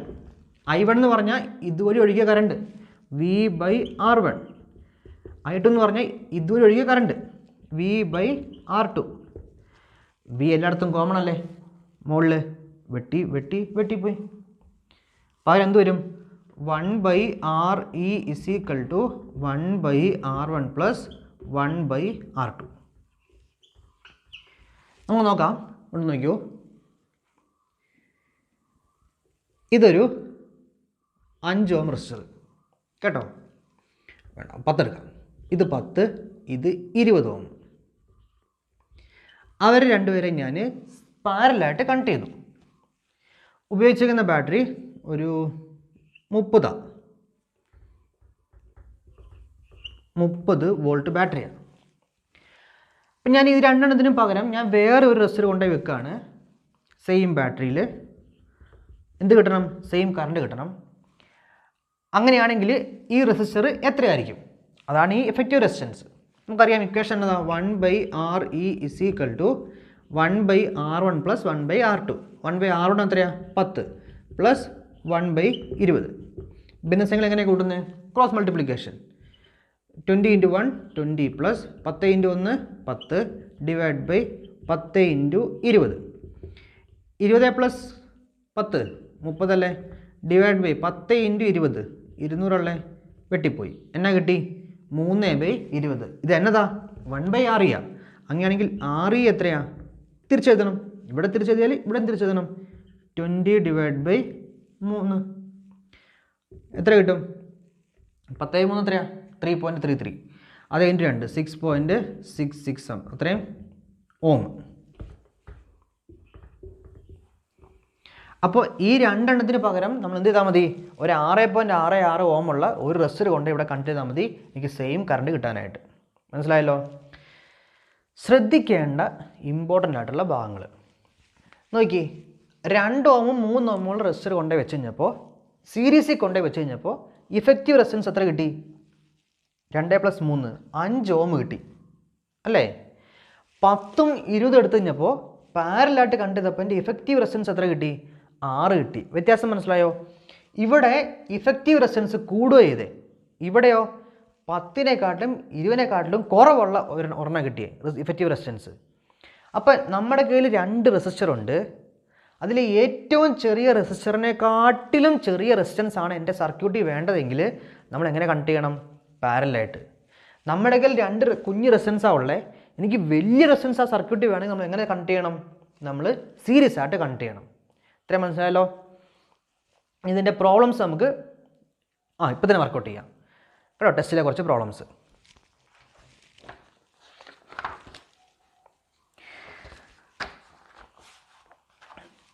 പ്രോബ്ലം വർക്കൗട്ട് ചെയ്തതിന് മുമ്പ് ടെസ്റ്റിൽ പേജ് നമ്പർ 17-നകത്ത് കുറച്ച് കാര്യങ്ങൾ പറയുന്നുണ്ട്. പാരലിലും സീരീസിലും കണക്ട് ചെയ്യുമ്പോഴുള്ള പ്രത്യേകതകൾ ചോദിക്കാൻ ചാൻസ് ഉണ്ട്. സീരീസ് കണക്ട് ചെയ്യുമ്പോൾ ഇഫക്റ്റീവ് റെസിസ്റ്റൻസ് കൂടി അല്ലേ? R1ഉം R2ഉം 2ഉം 3ഉം ആയിരുന്നു. ഇഫക്റ്റീവ് റെസിസ്റ്റൻസ് കൂടി 5 മാറി. ഇവിടെയോ കുറഞ്ഞു പോയി, നമ്മൾ പറഞ്ഞു ഓൾറെഡി. പിന്നെ the current through each resistor is different. ഈ പാരലൽ കണക്ഷനകത്ത്, ഈ പാരലലിനകത്ത് ഇവിടുത്തെ കറണ്ട് അല്ല ഇവിടുത്തെ കറണ്ട്. പക്ഷെ ഇവിടെ നോക്കി, ഈ കറണ്ടിന് പോകാൻ ഒറ്റ വഴിയേ ഉള്ളൂ. അപ്പോൾ 5 ആമ്പിയർ കറണ്ട് അല്ലെങ്കിൽ 3 ആമ്പിയർ കറണ്ട് അല്ലെങ്കിൽ 2 ആമ്പിയർ കറണ്ടോ അല്ലെങ്കിൽ 1 ആമ്പിയർ കറണ്ടോ ഒഴുകുവാണെങ്കിൽ അത് എല്ലാ സർക്യൂട്ടും കൂടി ഒരുപോലെയാണ്. ഇവിടെയോ വെവ്വേറെയാണ്. ആരിൽ കൂടുതൽ നന്നായി ഒഴുകും? റെസിസ്റ്റൻസ് കുറവുള്ളതിൽ കൂടുതലായിട്ട് ഒഴുകും. ഇനി സീരീസിനകത്ത് ദ പൊട്ടൻഷ്യൽ ഡിഫറൻസ് അക്രോസ്. നോക്കിയേ, ഈ പാരലൽ കണക്ഷനകത്ത് 2 റെസിസ്റ്ററിൻ്റെയും 2 അറ്റങ്ങൾ കണക്ട് ചെയ്തേക്കുന്നത് എവിടെയാണ്? ഒരേ ബാറ്ററിയിലാണ്. നമ്മൾ എടുത്തേക്കുന്നത് അങ്ങനെ തന്നെയാണ്. വോൾട്ടേജ് സെയിമാണ് ഓരോ റെസിസ്റ്ററിനും. ഇവിടെയോ അല്ല, ഇവിടെ ഇതാണ് I × R1 ഒരു വോൾട്ടേജും I × R2 വേറൊരു വോൾട്ടേജും. ഇപ്പോൾ 2 റെസിസ്റ്ററിനും അക്രോസ് ആയിട്ടുള്ള പൊട്ടൻഷ്യൽ ഡിഫറൻസ് വോൾട്ടേജ് വെവ്വേറെയാണ്. ഈ സർക്യൂട്ടിൽ പാരലിനകത്ത് സെയിമാണ്. ഇനി നോക്കിയോ, ഈ റെസിസ്റ്ററിന് പകരം നിങ്ങൾ ഒരു ബൾബാണെന്ന് വിചാരിക്കുക. അങ്ങനെയാണെങ്കിൽ ഈ ബൾബ് ഓണാക്കാൻ വേണ്ടി ഞാനിവിടെ ഒരു സ്വിച്ച് വെച്ചു. ഇത് ഞാൻ ഓണാക്കി. ഇത് കത്തുവോ? ഇല്ല. ഈ ബൾബിന് വേണ്ടി ഇവിടെ ഒരു സ്വിച്ച് ഉണ്ടാവും. ഞാൻ അതും കൂടി ഓണാക്കിയാലേ കറണ്ട് ഒഴുകുള്ളൂ. കറണ്ട് ഒഴുകണമെങ്കിൽ ഇവിടെ തൊട്ട് ഇവിടം വരെ ഒഴിക്കാൻ ഈ ബൾബ് കത്തില്ല. കറണ്ട് ഒരു ക്ലോസ് സർക്യൂട്ടിൽ ഒഴിക്കാൻ മാത്രമേ ബൾബ് കത്തുള്ളൂ. അപ്പോൾ ഈ സ്വിച്ച് ഓണാക്കാൻ വേണ്ടി അല്ലെങ്കിൽ ഈ ബൾബ് കത്താൻ വേണ്ടി ഈ സ്വിച്ചും ഓണാക്കണം. ഇനി ഇതിൻ്റെ സ്വിച്ച് ഇവിടെ, ഇതിൻ്റെ സ്വിച്ച് ഇവിടെ. ഈ ബൾബ് കത്തിക്കാനായിട്ട് ഞാൻ ഈ സ്വിച്ചും ഓണാക്കേണ്ട ആവശ്യമുണ്ടോ? ഇല്ല. ഞാൻ ഈ സ്വിച്ച് ഓണാക്കി കഴിഞ്ഞാൽ, ഓണാക്കുന്ന പറഞ്ഞാൽ സർക്യൂട്ട് ഇവിടെ ക്ലോസ് ചെയ്ത് കഴിഞ്ഞാൽ കറണ്ട് ഇവിടെ നിന്ന് ഒഴുകി ഇതാ ഇങ്ങനെ ഒഴുകിക്കോളും. ക്ലോസ് സർക്യൂട്ടായില്ലേ? ഇത് മാത്രമാണ് കത്തിക്കേണ്ടതെങ്കിൽ ഇതാ ഇങ്ങനെ കറണ്ട് ഒഴുകിക്കോളും. ഇത് ഓണാക്കിയാൽ മതി. ഇത് ഓഫ് കിടന്നോട്ടെ, ഒരു കുഴപ്പമില്ല. ഇത് ഓഫ് കിടന്നോട്ടെ, ഇത് ഓണാക്കട്ടെ, കറണ്ട് ഒഴുകിക്കോളും. നമ്മുടെ വീടുകളിലൊക്കെ നമ്മളിപ്പോൾ നമ്മുടെ അടുക്കളയിലെ ബൾബ് ഓണാക്കണം. നമ്മൾ അടുക്കളയിൽ സ്വിച്ച് വിട്ടിടും. നമ്മൾ സിറ്റ് ഔട്ട് തൊട്ട് സ്വിച്ച് ഓൺ ചെയ്യാൻ തുടങ്ങുമോ? ഇല്ല. അപ്പം നമ്മുടെ ഗൃഹവൈദ്യുതീകരണം, നമ്മുടെ വീട്ടിലെ ഇലക്ട്രിഫിക്കേഷൻ എങ്ങനെയാണ്? പാരലൽ കണക്ഷനിലാണ്. കേട്ടല്ലോ? എന്തുകൊണ്ടാണ്? ഓരോന്നും നമുക്ക് ഓരോരോ സ്വിച്ച് ആയിട്ട് നമുക്ക് ഉപയോഗിക്കാൻ പറ്റും. കേട്ടോ? ഓരോന്നിനും ഓരോരോ സ്വിച്ചായിട്ട് നമുക്ക് അതിനെ ഓണാക്കാനും ഓഫാക്കാനും സാധിക്കും. നമുക്ക് പ്രോബ്ലം ചെയ്യാം. അപ്പോൾ ഈ 4 കാര്യങ്ങളാണ് സീരീസിലെയും പാരലിനായിട്ട് പറഞ്ഞ് ടെസ്റ്റ് കൊടുത്തേക്കുന്നത്. First problem, what is the current ഈ 4 ohm resistors are connected in series and 6 volt potential. അപ്പോൾ സീരീസ് കണക്ഷനാണ്. ബാറ്ററി 6 വോൾട്ടേജ് ആണ്, 4 ഓം 2 ഓം. നമ്മൾ ടെസ്റ്റിൽ 17ാമത്തെ പേജിലുണ്ട്, ഏറ്റവും അടിയിലായിട്ട്. നമുക്ക് എന്നാ കാണണ്ടേ? കറണ്ടാണ് കാണണ്ടേ? കറണ്ട് കാണണം അല്ലേ? നോക്കിയേ, 2 റെസിസ്റ്റർ ഉണ്ട് സീരീസ് കണക്ഷനിലാണ്. അപ്പോൾ ഇതിന് പകരം നമുക്ക് വേറൊരു റെസിസ്റ്റർ കൊണ്ടുപോയി വെക്കാം. അങ്ങനെ നമുക്ക് സിമ്പിളായിട്ട് V/R കണ്ടാൽ മതി കറണ്ട് കാണാനായിട്ട്. അപ്പോൾ നോക്കി, രണ്ടുപേരും സീരീസ് കണക്ഷനിലാണ്. സീരീസ് കണക്ഷന് ഇഫക്റ്റീവ് റെസിസ്റ്റൻസ് കാണാനായിട്ട് R1 + R2 അല്ലേ? R1 + R2 കാണണ്ടേ? അങ്ങനെയാണെങ്കിൽ 2 + 4, 4 + 2, 2 + 4, ഇപ്പോൾ എത്ര കിട്ടും? 6 കിട്ടും. അങ്ങനെയാണെങ്കിൽ I = വോൾട്ടേജ് എത്രയാണ്? 6 വോൾട്ടേജാണ്. ഡിവൈഡ് ബൈ R എത്ര കിട്ടി? 6 കിട്ടി. 6 കിട്ടി. അപ്പോൾ 6/6 ഈസ് 1 കേട്ടോ, യൂണിറ്റ് ആംബിയർ. അപ്പോൾ അതാണ് അവിടെ എഴുതിയേക്കുന്നത്. എളുപ്പമുള്ളതാണ്. അടുത്ത ക്വസ്റ്റ്യൻ,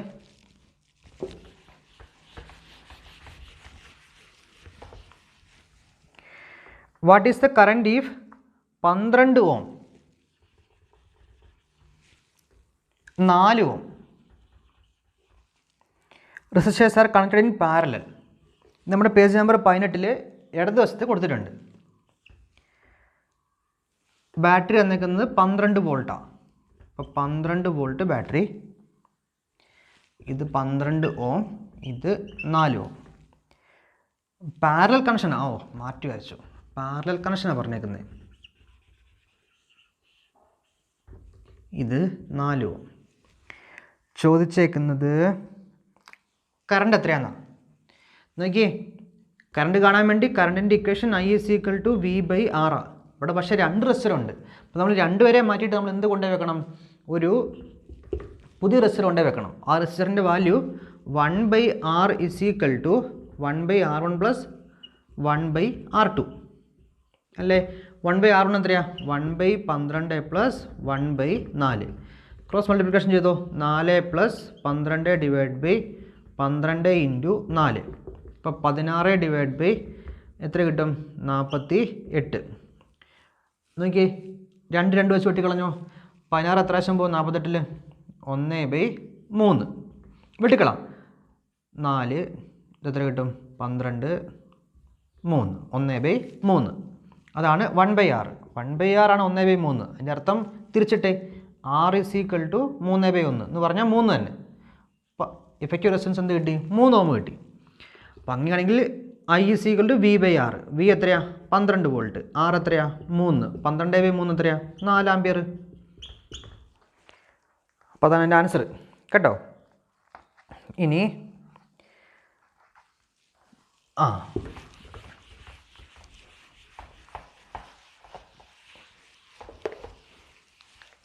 അടുത്ത ക്വസ്റ്റ്യൻ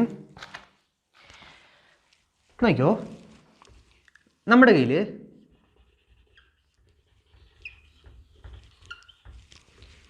മൂന്ന് റെസിസ്റ്റർ ഉണ്ട് കേട്ടോ. ഇത് നമ്മളൊരു ബാറ്ററി വെച്ച് നമ്മൾ സീരീസ് ആയിട്ട് കണക്ട് ചെയ്തേക്കുക. അപ്പം അങ്ങനെയാണെങ്കിൽ ഈ 3 പേരും സെയിമാണ് എന്ന് പറഞ്ഞാൽ 2 ഓം 2 ഓം 2 ഓം. അങ്ങനെയാണെങ്കിൽ ഇഫക്റ്റീവ് റെസിസ്റ്റൻസ് എന്നാ വരും? 2 + 2 + 2 എന്ന് പറഞ്ഞാൽ 3 പ്രാവശ്യം 2 അല്ലേ? 3 × 2 എത്ര കിട്ടും? 6. ഇത് 4 എണ്ണം ഉണ്ടായിരുന്നെങ്കിലോ 4 പ്രാവശ്യം കൂട്ടണം. അതിൻ്റെ അർത്ഥം 4 × 2 ഇപ്പോൾ എത്രയാ? 8. അങ്ങനെയെങ്കിൽ n നമ്പർ ഉണ്ടെങ്കിലോ, n നമ്പർ ഉണ്ടെങ്കിൽ ഇഫക്റ്റീവ് റെസിസ്റ്റൻസ് = n × R.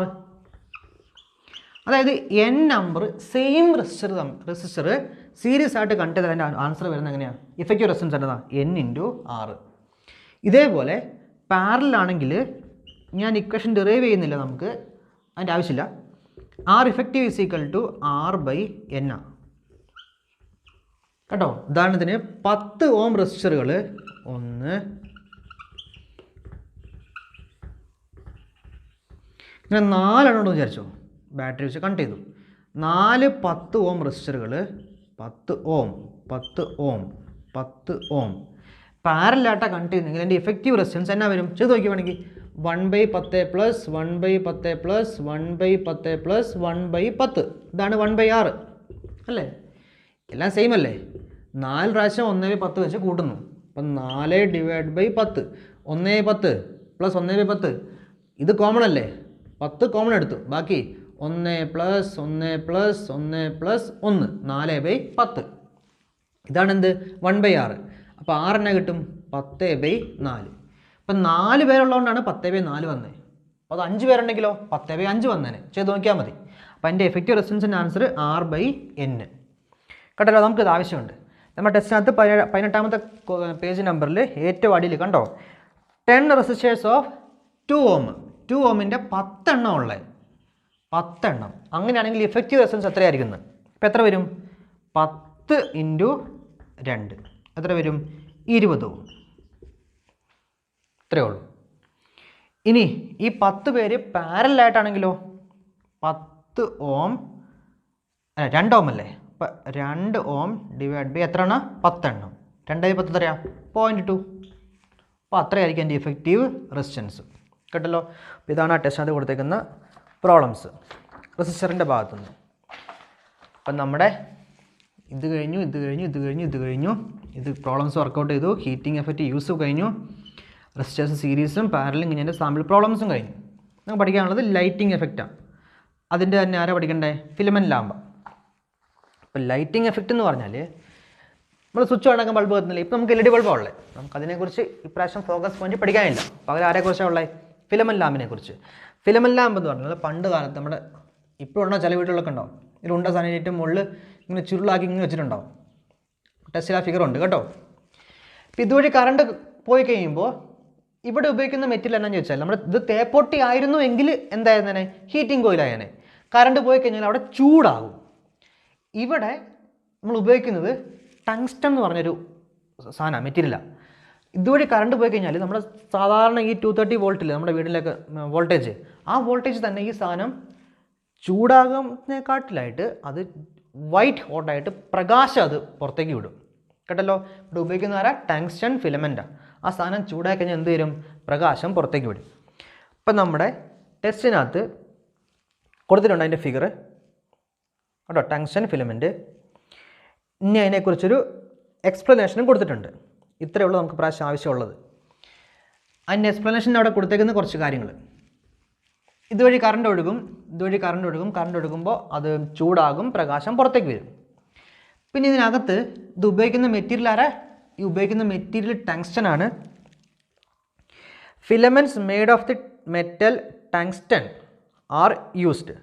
എന്തുകൊണ്ടാണ് ഉപയോഗിക്കുന്നത് വെച്ചാൽ അത് വൈറ്റ് ഹോട്ടായിട്ട് ചൂടായിട്ട് എമിറ്റ് വൈറ്റ് ലൈറ്റ് എന്ത് വരും? പ്രകാശത്തെ അത് പുറത്തേക്ക് വരും. രണ്ടാമത്തെ കാര്യം ഓക്സിഡേഷൻ ഒഴിവാക്കാനായിട്ട് ഇത് ചൂടാക്കാൻ ഞാൻ പറ്റും. ഓക്സിഡേഷൻ ഉണ്ടാകും. അടുത്ത് ഓക്സിജനൊക്കെ ഉണ്ടെങ്കിൽ അതുമായിട്ട് ചേർന്ന് കത്തും. നമ്മൾ അടുപ്പിൽ ഊതുന്ന പോലെ നമ്മൾ കുറച്ച് മുമ്പ് പറഞ്ഞായിരുന്നു. അത് ഒഴിവാക്കാനുള്ള കപ്പാസിറ്റി ഇവന് ഉണ്ടാവണം. ഇനി ഇതില്ലെങ്കിൽ ഇവിടെ എയർ ആണ് എങ്കിൽ അത് കത്തും. ഒഴിവാക്കാനായിട്ട് നമ്മൾ എന്ത് ചെയ്യും? ഈ എയറിനെ എന്ത് ചെയ്യും? റിമൂവ് ചെയ്യും. പകരം നമ്മൾ കത്താത്ത ഇനേർട്ട് ഗ്യാസിനെ പിടിച്ച് അതിനകത്ത് കൊണ്ടുപോയി ഇടും. നമ്മൾ യൂഷ്വലായിട്ട് ഉപയോഗിക്കുന്നത് നൈട്രജനാണ്. നോർമൽ ടെമ്പറേച്ചർ പ്രഷറിൽ നൈട്രജൻ ഇനേർട്ട് ഗ്യാസ് ആയിട്ടാണ് ബിഹേവ് ചെയ്യുന്നത്. മാത്രമല്ല നമുക്ക് അന്തരീക്ഷത്തിൽ ഏറ്റവും കൂടുതൽ ഉള്ളതും നൈട്രജനാണ്. അപ്പോൾ അതിനെ പിടിച്ച് ഇവിടെ കൊണ്ടുപോയി ഇടും. കേട്ടല്ലോ? അപ്പോൾ അതെന്തുകൊണ്ടാണ് നൈട്രജൻ കൊടുക്കുന്നതെന്ന് ഇവിടെ കോളത്തിൽ കൊടുത്തിട്ടുണ്ട്. ഇത്രയുള്ള അതിനകത്ത് പഠിക്കാനായിട്ട് കേട്ടോ.